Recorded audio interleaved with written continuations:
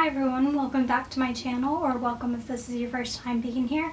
Today I wanted to talk about some things that you can do to help your friend or a loved one with chronic illness and disability, and some things that you shouldn't do for your friend or loved one with a chronic illness or disability. So I figured I would start off with things that I would not recommend you doing. Number one, and this goes for everyone, whether or not the person you're talking to or who has a disability is your friend, a family member, or a stranger, don't stare. It's super uncomfortable. We know when people are staring at us, and it's just really awkward and makes it an uncomfortable experience. If I'm just trying to go out and get milk or something, I don't need people staring at me because I'm 22 and using a cane. Like, I know I'm young to use a cane. Mobility aids are for people of all ages, shockingly. So don't do that. It makes us feel really uncomfortable and weird, and we're really just like anyone else. Just because we use a mobility aid doesn't make us any different. Number two, again, if you see someone in a wheelchair or using a cane or a mobility device going out, do not pull your children away from us. I have had parents drag their children out of my path where I'm walking. I do not take up that much space with my cane, and again, it just feels really awkward, and it feels like there's something wrong with me. And really, kids should know about, talk to your kids about disabilities, and some people use wheelchairs, some people use canes and crutches and other mobility devices, and that just means that they need some help getting around for different reasons. It's totally fine. It's just what helps them and makes them more comfortable. So one thing I would recommend on that note is talking to your friend or loved one about their disability. This is only if you know them. If you're a stranger, do not go up and ask me what's wrong. It's super awkward.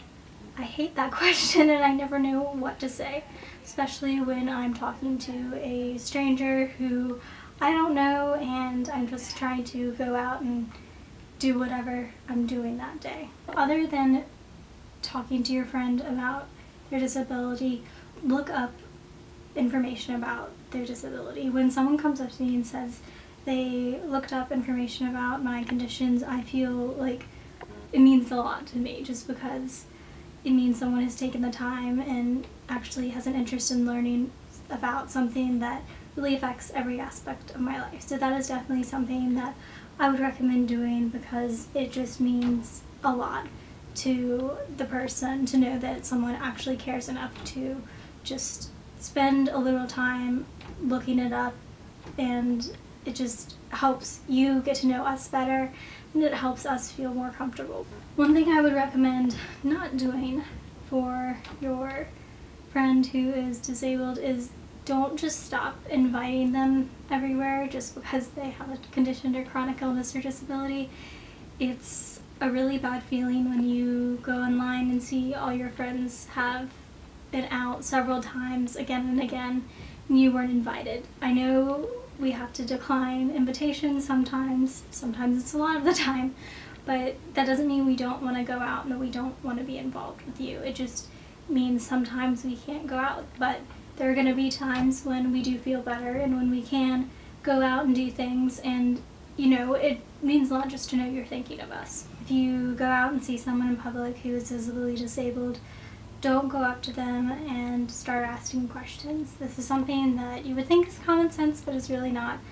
As I said earlier, I've had a lot of people who just stare, and the staring's uncomfortable, but it's also uncomfortable when I am just trying to go out and go about my day and have people asking me all these questions. Generally, I am more than happy to talk to my friends and family and people who, I'm going to be close to or am close to about my disability, but when it's a complete stranger, I don't want to do that. I don't want to disclose my medical information and, this personal stuff to you in the middle of Target, wherever we are.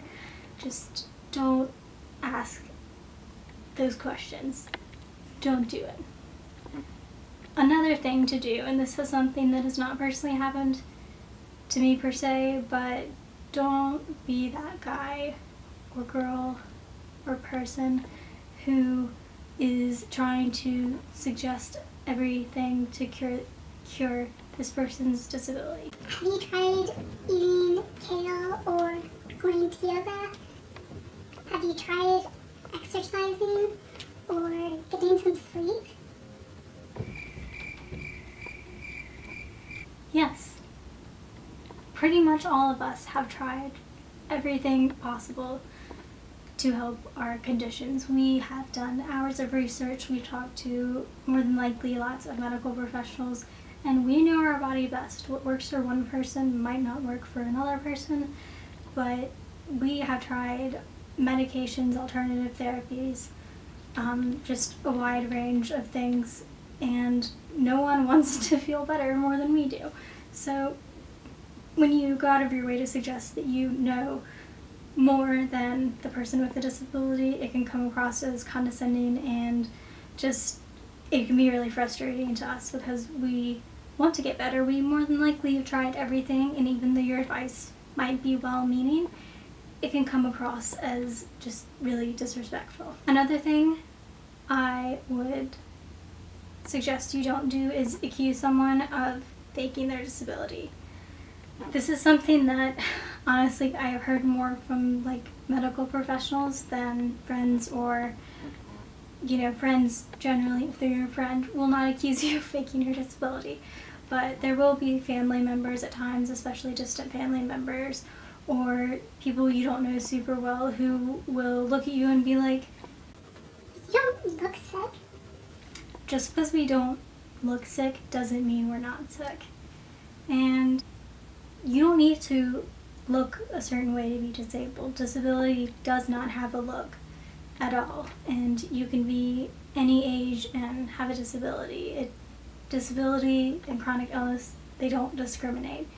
Another big thing, I think people are sometimes not sure how to help when you have a disability, and honestly just coming to the person in private and just saying, "Hey, is there anything I can do for you?" and ask them what is difficult, because every person is going to be in a different situation, and what may be easy for one person isn't for another. Say, for example, if you're asking me "Hey, what do you need help with?" When I was in college, cooking and making food was really difficult for me.